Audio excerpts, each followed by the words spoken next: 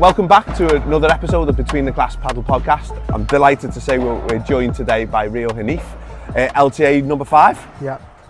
Britain's one of up-and-coming talents, so really exciting, delighted to have him on the sofa. We've got this week, so we're not sat each other on the table, so it feels like we're on a bit of a romantic date, but you know, it's a good way to start a conversation. We can work with it. So first of all, mate, thank you very much for coming on. Really appreciate it. And we'll start how we start with everyone. Basic question: how did you get into paddle? How did I get into paddle? So I actually got into paddle through. So I was a tennis player before. Yeah. I was a junior tennis player. I went full time at 14, 15 years old, and I had a little injury, and then I basically switched to paddle in 2024 December, 2025 January. Wow, basically. so not long. So not long at all. So got into it through my dad and my brother. I was recovering from a stomach problem. Yeah. A lot of people may know I have a lot of stomach issues. So that was basically it with tennis. Right. And then I started playing at David Lloyd's with my dad, and then basically just fell in love with it through there, and just never again looked back, like never. So basically started at David Lloyd's with my dad and my little brother, and just enjoyed it from there. So. What's brilliant is with paddle is just seeing your face light up. Everyone has that same addiction level, don't they? Yeah. No matter whether you're a 0.5 on Playtomic or you're elite level like yourself, it's just that buzz and excitement, isn't it? It is, like any level, as you said again, like any level is just, they're just crazy addicted. Like, even for me, like I love what I do. Like I absolutely love it. Every single day I wake up and I'm playing, I'm like, I love it.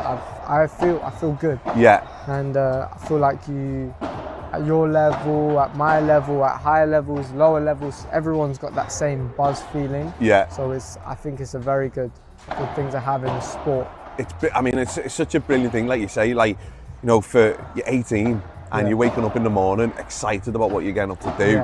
Is such a real benefit to have in comparison to what a lot of people. To be honest with you, I'm very grateful to be in the situation I am in right now. Like, obviously, it's not a lot of people kind of doing what I'm doing and kind of doing this kind of path and this career path, which is obviously super tough, but like it is something to be grateful about, and to have that opportunity to do what you're doing every day in the morning, like you, and throughout the whole day, you have to be grateful. So I am. Grateful. It's hard work, but it's work you're enjoying, isn't it? Yeah, exactly. You get up in the morning and you love what you do. So at a young age, so it's good. Yeah, it's brilliant. Well, I was lucky enough to be able to watch you doing some training before obviously filming this, and it's like watching a different sport. I honestly was absolutely in awe, and it ain't just because you sat on here. It was just so good to watch. Appreciate and it, it's a very different sport than what I played, but it was absolutely brilliant to watch. So, with obviously you got into paddle the sort of the usual way. Your dad's taking you. You've got the buzz. You've got the excitement into it. How quickly did you realise that? Hang on, I'm pretty damn good at this. Well, to be honest, I was just playing it obviously as fun because I was still playing competitive tennis, and I never really recovered. So I had a stomach surgery. Yeah. And I had an infected colon. So my stomach issues were very bad. Like after the surgery, I had my colon got really badly infected. Then I was really struggling to actually play sport, move. I lost so much weight. I lost 10 kilograms in like 4 weeks, which is crazy. Like I couldn't eat at all. Like it was super bad. So it was just a struggle of like trying to get back to tennis, but then I was playing a bit more paddle, enjoying it. Yeah. Then I was like, okay, right, look, I can take this somewhere. Started playing a few tournaments, started training just a little bit. I was like, right, I'm training like maybe once, twice a week, and I'm still winning like tournaments and stuff. Yeah. But I could probably try and take this a bit further. So maybe, let's say, around April last year, around April, May last year, I was like, okay, right, I'm going to start trying to play a little bit of the higher level tournaments in Great Britain, and tried to train a little bit more. I only really started to train properly around September last year. September, October, November, December. January was a very big year for me, like in terms of, month. Yeah. This year in terms of everything, like I went full time. So Yeah. I had a little bit of backing behind me there, and I was like fortunate enough to go up to the BPT Academy there. Yeah. And the game kind of elevated from this year, I would say. For Yeah, me. yeah. So yeah. Yeah, well, I mean, it's sort of like following your journey, and obviously, you know, I got into paddling in September, so sort of probably correlates with watching your journey. So all the time I've been into it, I've seen you about and I've watched the progression, and it's brilliant to watch. And again, you can sort of see that enthusiasm for it. It comes through in everything that you're doing. Just for everyone watching, so obviously you've gone full time. What does a week look like for Rio? What does a week look like? So actually, I'm gonna be posting a YouTube video soon, very soon. So no, we can go through it. Yeah. But very soon there's gonna be. I'm gonna obviously start on YouTube, so that's gonna be a day in a life video for just a few people out there. So morning normally looks like it depends because each day is a little bit different depending, but a normal day, like a very, very typical day, like maybe 5 times a week I do this. Weekends is different because tournaments, and if I don't have a tournament, doing coaching as well. So Monday, let's say a typical Monday looks like me waking up 7 a.m., 6 a.m., 8 a.m. It depends. If I'm tired and I want to sleep in a little bit, 8 a.m. But if I'm waking up early, 6 a.m. Then I would have breakfast. I would do a little bit of gym in the morning, mobility, warm my body up. Then first thing in the morning, I'd go to train with Dan on Mondays. And then I have that for around an hour and a half. And after that, again, I would do some more gym work. So more now like strength work, conditioning, and stuff like that. Then in the afternoon, I would train again, either between 1 to 2 hours again. And then that's it really. After that, I'm kind of doing a little bit of work. I'm kind of focusing a little bit on my, maybe just eating while and trying to just rest. The recovery is massive as well, isn't it? Exactly. Sometimes, 3 times a week, I normally try and go to the spa as well. Yeah. So I do a lot of plunge pooling and saunas. I feel like, especially being in the UK where the weather's not very good, I feel like that's benefited very, very well, like for me. Brilliant. So I feel like that is a huge part of my routine. Yeah. And also I do mobility 3 times a day. So I'm super tight person. So I have to always mobilize my joints minimum, sometimes 5, but minimum 3 times a day. I'm always doing mobility. So I'll do 1 in the morning, 1 before, after training, and same thing before, after training each time. And then obviously before sleep as well. So what does that look like? Obviously like stretching, is the certain specific stuff that you do? Yeah, so it's more like just mobilizing the joints, getting ready. So for example, it's a little bit different if I'm training. I'll be kind of warming up muscles and getting blood flow to them. Or before bed, it's a little bit different again. So before bed, it's like just holding a hang for 2 minutes, or holding a pose where it's really stretching my hip flexor for a minute or something like that. I think that's really good before going to sleep. It just relaxes everything, and I feel like I sleep better with that. Well, I do none of that, as you can well imagine. So I walk onto a paddle court and then do no warm-up, nothing, and wonder why I can't move. It's strange, isn't it? Wonder why, yeah. No, it's really interesting, like I say, you know, to look at how that sort of built up. It's doing you unbelievable, watching you move around the court before. It's just fantastic. Thank you. Obviously, you're playing tournaments and stuff abroad now as well, aren't you? You're going around. I think you did with your tennis as well. Yeah. What sort of like cool stories have you got from traveling? Have you got anything funny stories that have happened? And well, so a funny story. I'm trying to think. There definitely has been a few funny stories one time. So actually, you know what? There was one tournament I was playing. Where was it? It was Actually, this is tennis. This is Yeah. tennis. I would say tennis because I wouldn't say anything really too, let's say, funny has Yeah. happened within paddle. But one time I was in Africa Yeah. and I just completely I was going on court, just getting ready for my match, and I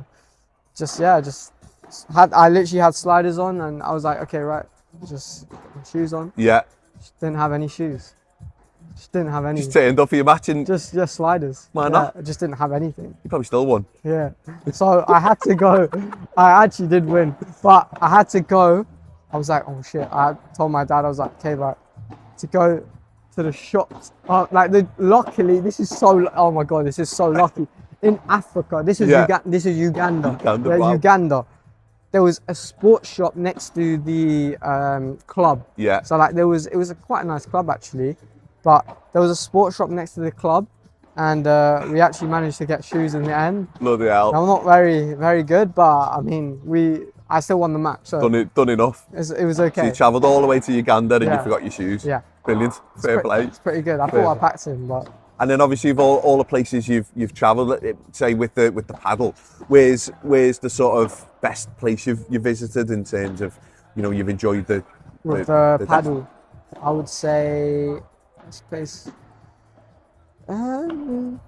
I've been to a lot of countries. Yeah. I would Do say you ever that. get to explore it? That's what I'm sort of trying to lead to, because I see sort of like footballers and they go Yeah. to, and then you said they never really get a chance to You do- explore yeah, anywhere. the thing is, it is very difficult. It's very difficult, I would say, because if you're going for a tournament, it's like you want to really focus on that tournament. And Yeah. for that match, the first match, you really want to just be focused, super focused.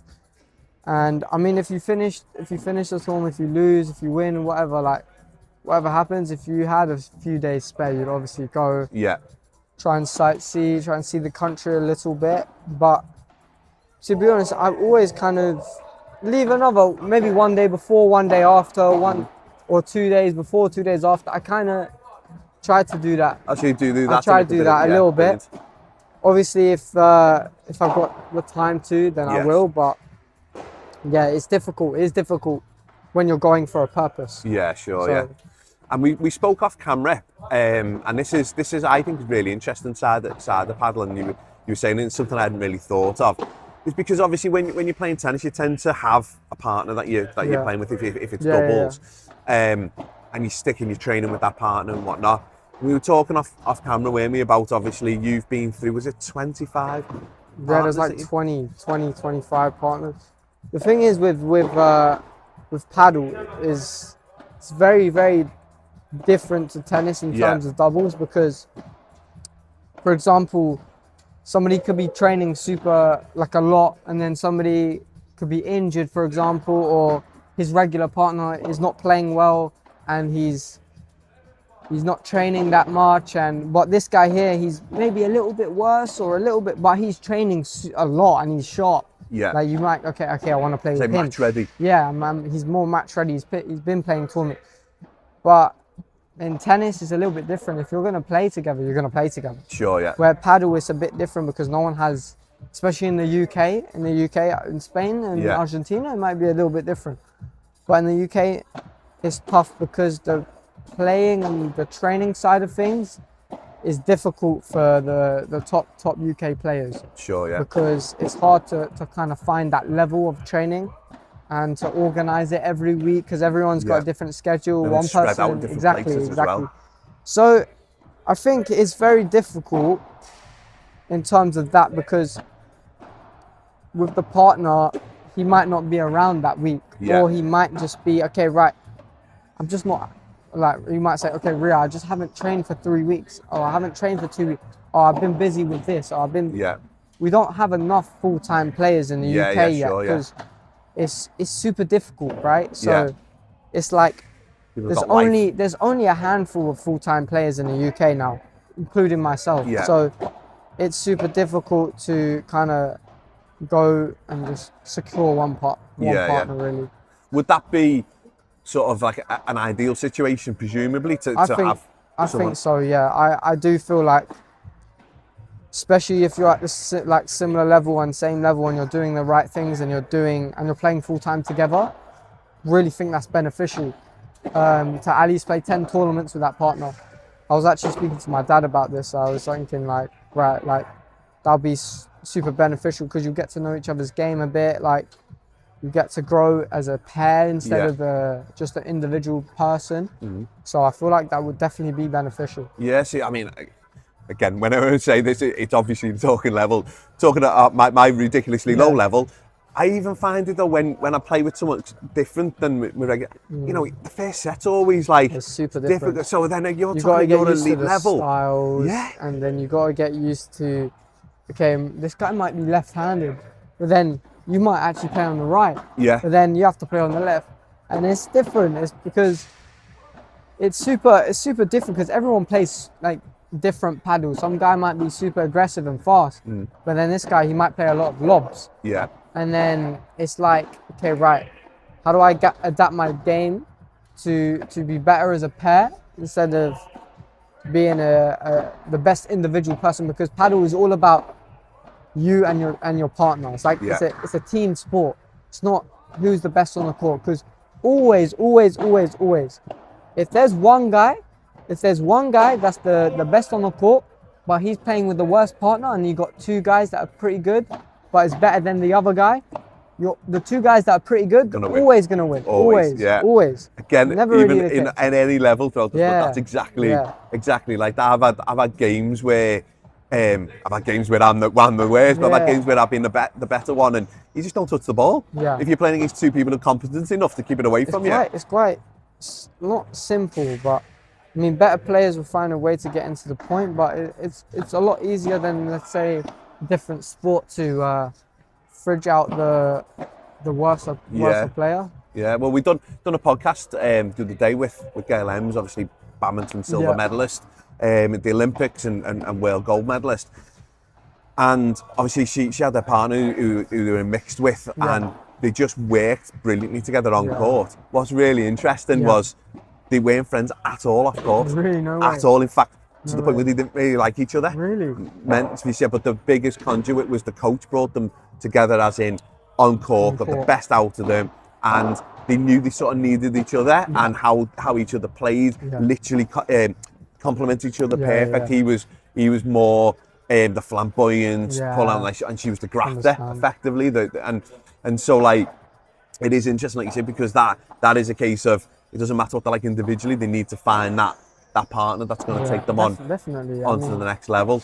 So like if you've got effectively you've got like a pool of players that you'll just sort of see who's ready that sort of week as you're leading into competitions and stuff like that.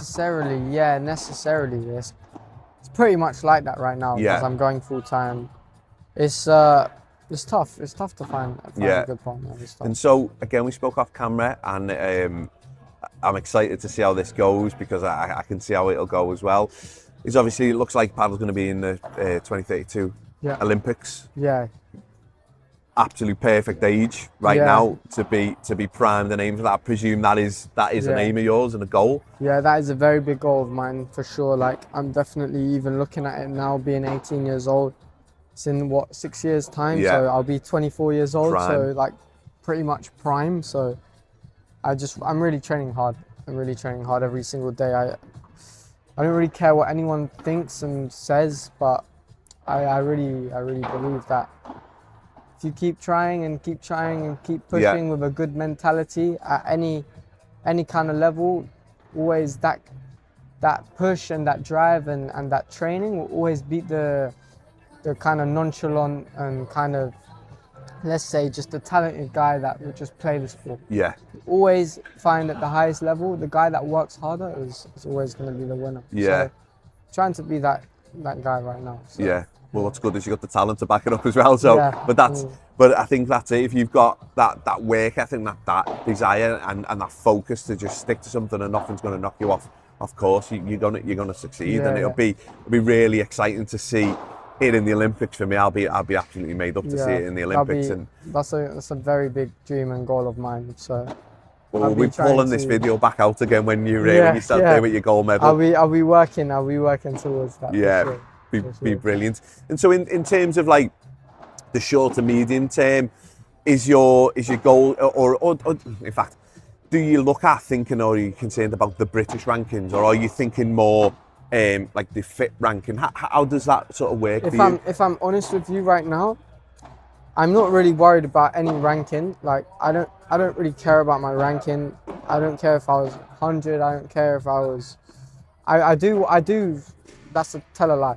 I do want to be LTA number 1. Like I'm trying to get that. Yeah. It's a little goal of mine within this year. But for me, like the main goal for me, like right now, is just developing as a player. Sure. Not rushing the process, and I don't want to play so many high level tournaments where I'm losing confidence, not enjoying myself, and trying to put myself in situations where like the guys are just better, and you got to accept it. But at the same time, I do want to get exposed to that level. So it's putting the right amount of training with the exposure of tournaments, but not burning out too early. Yeah. So that's kind of where I am, where I'm more focused on my development as a player rather than anything else, like chasing rankings, chasing anything else, because I understand that I have age, I've goals. So it's just all mixing. Yeah, so sort of like that process of the training, the rankings take care of themselves, won't they? If that's all there. No, that's interesting, and very mature answer, I'd say, for an 18-year-old to sort of be looking at that, in that way. In terms of paddle in general, not at the elite level, just entering the UK, the participation level, where do you see it going, and what sort of stumbling blocks you feel like might be in the way to stop paddle progressing to its full potential? I definitely do see paddle growing a lot as a sport in the UK. In the UK, definitely. Yeah. Just because, as we spoke about, how there's so many reasons why the sport is so great, right? Like the social side, the competitive side. There's so many reasons, we can talk about it all day. But the real stumbling block with paddle in the UK is just, I feel like maybe if the funding isn't there with the paddle, where people will go, okay, right, what's the point of me trying to reach a level, or just trying to be a 4 on Platonic, or I don't know. People at different levels they all got different goals, right? Sure, I just think it's a little bit different. So for me, I've got a different goal to you. So it's like, okay, right. Just a little bit. The funding, the funding side with the UK paddle scene is not great at the moment. Like it's really not. So for you, is there no support there? Is that I'm getting no support. I'm getting no support at the moment. So that's the only issue with the UK paddle. So I would say that's one problem. But I would say if they start getting a bit too saturated in the next few years for just normal club players, like in Sweden there was a case of, I think there's quite a lot of ports there, and it's just got too many. It's just too saturated. Sort of too quick, didn't it? Yeah. That was I do feel like it needs to be a process. I don't feel like, okay, right, it's paddle. Everyone's going to do it this year, and then next year I don't want to see paddle. I feel like it has to grow within 5-10 years. I feel like... bit organically. Yes, exactly. Because otherwise the growth will be too quick and the decline will be even quicker. Sure, yeah. So that's the only issue. So like, what's interesting is, so there's a local school to me, and they're getting 2 courts built in the school, which I think is brilliant. I think it's really good. And then that, to me, because again, we touch on with the sport, anyone can play it. If 4 people are all at the same level, anyone can play it. Anyone. So I feel like once kids start playing it, they're just going to be addicted to it. They're going to love it. I mean, I've seen a few like kids play, like 11, 12 years old, even younger, like 9, 10. Yeah. I've even given lessons to a couple kids at the moment. So like, they're really enjoying it, like really enjoying it. Like, I feel like another goal of mine, I really want to make paddle grow in the young side of things. Yeah. So like, as help inspire the younger players as well. As younger players, like I really want to help them and try and like take them to to kind of fill my journey as well, and also just get them to know what paddle is and get them to play it. Even if they don't enjoy it, okay, right, you don't enjoy it, that's fine. But you played paddle. Give it a go, give it a try. Yeah. So my son, he's 14 and he's just taken his options and he's just chose to do PE. Yeah. And when he was doing it, you have to do 2 individual sports and 2 team sports, and he swims at a good level. So he's done swimming, and obviously he's football at a good level. So football and I can't remember what the other team sport was actually that he was doing, but so he asked the PE teacher about could he do paddle as one of the individual sports, and he said it's not on the curriculum at the moment, but he expects it to be for next school year, which is when he goes into year 10. So they're fully expecting paddle to be on the curriculum, which it should be, because do you know what's on it? That's really good, Pickleball. Pickleball's on it. It's on it. It's on it. I mean, it's just giant table tennis. I was having this argument with KLMs. It didn't go down well, to be honest. But it's just giant table tennis. That's another. Yeah, let's not go there. Yeah, we'll get too much hate. Yeah. But so I feel like the sport will just explode once it's included within the PE syllabus, and there's courts getting built in schools, and it make it more accessible. So a big problem for I would see. So I look at it. So I spend a hell of a lot of money playing it, and my lad wants to play it, and then you go, wow, I've got to double this cost for So I think once you got schools doing it, and then obviously presumably supporting in the evenings well, they will hire them out at a more subsidised cost than what you get with this amazing facility we were in here. But not everyone needs that. Some people could just turn up, bottle of water. They don't need all nice coffee, the unbelievable lights, and just turn up, a bit more grassroots play. And then that will make it more inclusive to a hell of a lot of kids. Yeah, I do think. I mean, for kids, it's super inclusive. I feel like you can make it super inclusive. The only issue is it could be quite expensive. But if we do it the right way and the more moral way, let's say, instead of trying to chase more money. For kids, it should be super inclusive. Definitely, you can make it super easily inclusive. It should be. And I think what's interesting is that you've got because it is cool. It's a cool sport at the minute. And again, I'm sort of more talking regionally for me in Liverpool, and just seeing it. I start in September, and everyone was like, "What's that?" And at the time, I was running a kids' football team, and they were all like, "Ooh, paddle and all this stuff." And now half of them play. Literally, and they're asking me everything about it, and they love it. So, and that's just in such a short space of time. And what's interesting is you're now getting these kids who are sporty themselves, they're into it themselves, and that surely is going to open up a good talent pool. But even kids that are not sporty, they come into paddle, and even people just in general that are not sporty, adults, kids, whoever, older people, they come into paddle. Like, I get a lot of clients that are like, okay, right, I've never played paddle before. I've never played sport before. And they came to paddle and they absolutely enjoyed it. They were like, I wish I could have taken up a sport as when I was younger. And it's super good to hear about that. That's brilliant, it's just like, even just any age, it's just great to hear. Yeah, no, that's brilliant, because like you say, for those people who have not done sport, they miss out on that community side of it and stuff like that. So it opens up all that. But so lastly, we'll sort of just touch on you obviously your goals to improve your game. You're working hard on that. You're looking to naturally just push up the rankings based on your ability to improve. At what point, and we've spoken to other people as well, I'd be interested to see at what point do you think British players will start pushing into sort of like Premier Padel level? What does that look like, do you think? Premier Padel level. So the thing is, it's very difficult to say right now, because it's tough, because you have most of the top 100 is Spanish and Argentine. You got a couple guys from different countries. Probably they have a lot of backing and support and money behind them to go and play these tournaments and grind. But I would say the level is definitely behind a lot. It's behind a couple levels at the moment.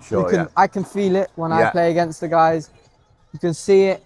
You can, when you watch Premier, and when you watch the best players in the world, and then you watch the best players in GB, to see the level. You can really see it, yeah. But the thing is, it's super understandable, right? Like, we shouldn't expect to be at that level. 30 years behind them, aren't we? Yeah, we shouldn't expect to be at that level, and to compete with them already is very good. Like, I think if you put yourself in that situation where you're competing well with them, like, it's more than enough already. But I wouldn't say there's a time limit, because, for example, my little brother, he's 13. He's #1 in the country as well, for his age.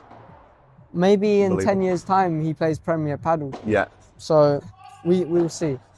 Maybe I can play Premier in a couple of years' time. Maybe I play in 10 years. Maybe I play in 5 years. Yeah. Maybe I don't play at all. So I really think it depends on, because the level just keeps getting better. Yeah. And no doubt that if you start training more, and if I start training more, if everyone starts training, it's gonna obviously get better. But it's just how much of that level, like how quickly can we get to that level? Sure, really? yeah. Or how it's very difficult. It's just very difficult to say. I don't want to put a cap on it. Like, I don't want to put like a time frame on it. I don't want to put a time frame on it. Yeah, it'll just happen when it happens. Yeah. But at some point, you know, if the enthusiasm stays within British Padel that there is now, you know, obviously in most sports we compete in, we always tend to find some players who are going to be able to rise to the top level. So it'll be an interesting journey. Always. So it'll be very good. And so what we'll do is obviously we'll put all your links in your socials down below, so everyone can follow your journey. Yeah. I'm excited to watch it. Can't wait to see you representing GB in the Olympics. That's what I'm waiting for. So honestly, thank you very much for your time. Good luck for the rest of the season. Thank you. And we'll keep an eye out with you. Yeah. Brilliant. Sounds good, mate. Thank you very much. No worries. And thank you all. Enjoy your week on the court. And this was a great episode with Rio. And we'll catch you next time. Oh, mate, you're a legend. Thank you very much. Appreciate it.